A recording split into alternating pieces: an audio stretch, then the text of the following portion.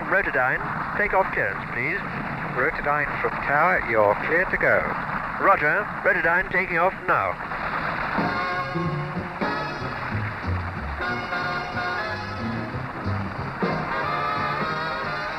For up-to-date travel, the Fairey Rotodyne will revolutionize medium-range air transport, flying direct from city centre to city centre. All this, remember, coupled with the ability to take off and land vertically on a site little bigger than the aircraft itself. Now let's examine some of the constructional details. The airframe is of conventional stressed skin construction, a notable feature being the large unobstructed fuselage. The rotor head is built almost entirely of steel. These are the flapping hinges, the feathering bearings and pitch change levers. No drag hinges are necessary in this design.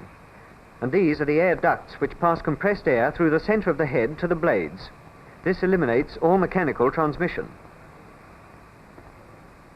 The blades also are constructed almost entirely of steel. Stainless steel sheet is wrapped around ribs through which pass 3 light steel ducts taking compressed air to the blade tips.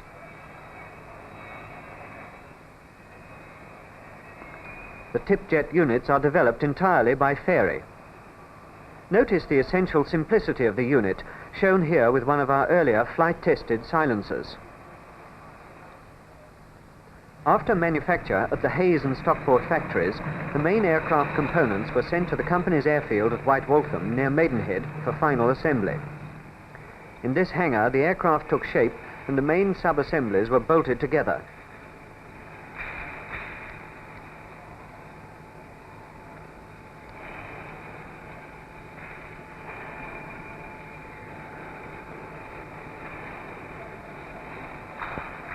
The wing may be regarded as the main structural element.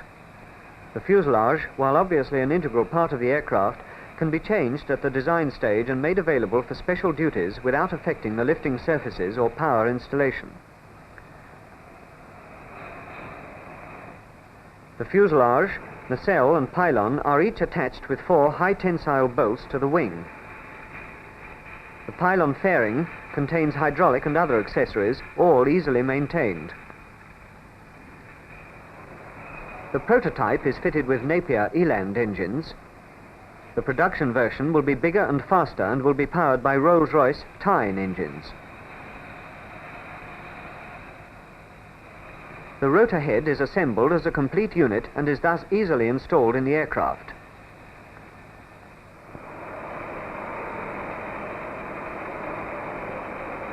Both head and blades have been designed for long life, and the all-steel construction is expected to give a life at least as long as that of the airframe.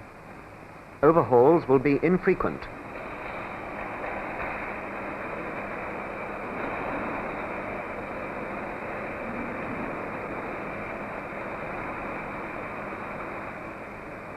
Blade assembly is easy.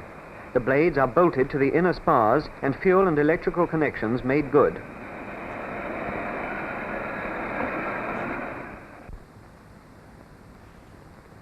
The design was preceded by a great deal of test work.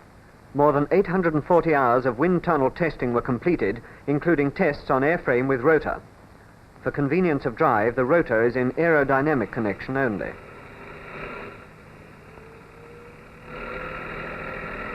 Many fatigue tests were carried out on airframe and rotor components, such as this destruction test on a blade root. All rotary wing aircraft must face the ground resonance problem. To overcome it, Fairey's prepared an elegant mathematical analysis which formulates the problem precisely. The theoretical results were confirmed on a dynamic model which reproduces stiffness and inertia of the complete aircraft. In addition, impedance tests were carried out at White Waltham to check the elastic properties of the full-scale aircraft.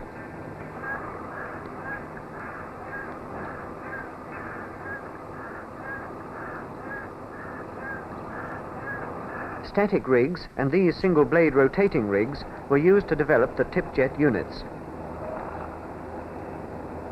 An essential adjunct to the tip-jet is the development of silencers. A large array has been tested. With the fully developed units, the Rotodyne will be completely acceptable from the point of view of external noise. The cockpit itself incorporates normal helicopter controls and offers an exceptionally good outside view. In the fuselage, auto observers and a test crew monitor all instruments. The prototype instrumentation is comprehensive.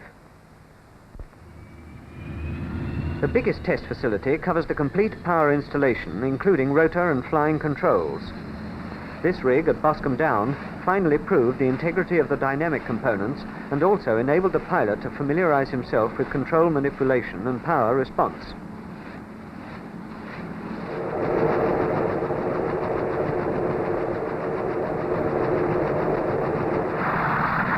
Designing a different type of aircraft introduces new problems, but finally the Rotodyne was ready for pre-flight checks and ground resonance trials.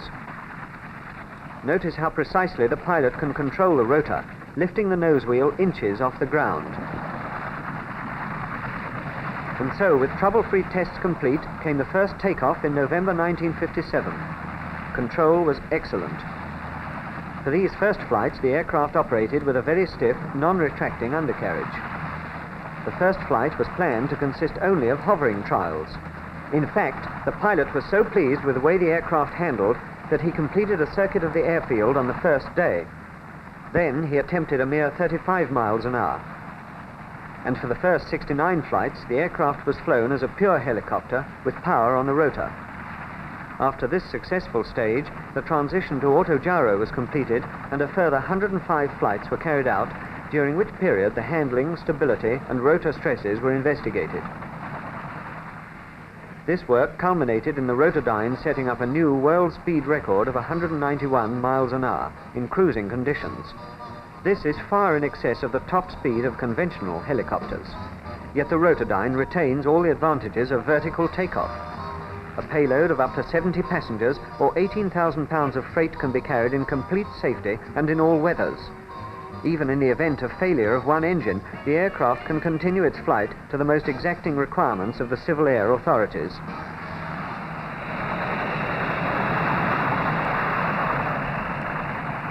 For landing, the tip jets are relit.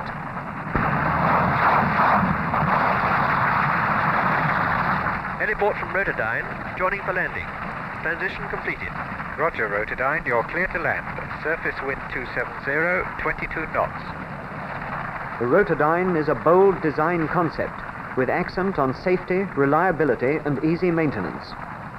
The vertical takeoff capability is achieved not by radical departure, but as a logical development of existing helicopter experience. The Fairey Rotodyne is the aircraft for fast, economical travel, offering the advantages of air transport to everyone, everywhere.